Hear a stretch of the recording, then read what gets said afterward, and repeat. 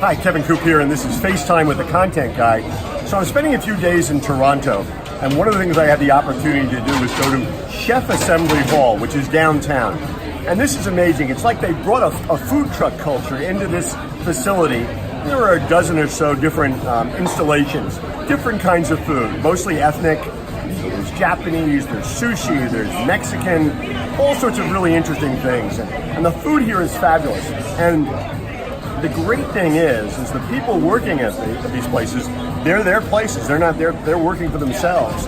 They're real chefs there. I ordered some chilaquiles because I'm just a huge chilaquiles fan. And the woman made it. And then the chef came along and looked and said, oh no, that's not good enough.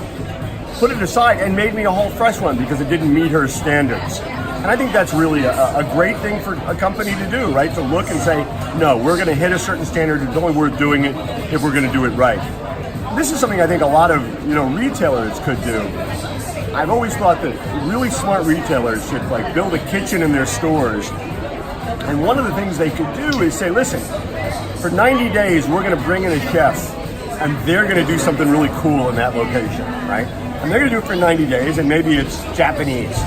And then they're going to break it down. And then for another 90 days, they're going to have Mexican or they're going to have Ethiopian or whatever it happens to be. It'd be a great way of establishing a food culture inside a traditional retail store. I think it'd be a really smart thing to do. This place is great. I'm stuffed, to be honest with you. And I think it's the kind of food-oriented culture that more food retailers ought to be focusing on, especially if they want to differentiate themselves from mainstream retailers who are more into center stores and the perimeter, and if they want to differentiate themselves from online retailers who are never going to be able to do anything like this. This is how you compete. Anyway, that's what's on my mind this morning, and as always, I want to hear what's on your mind.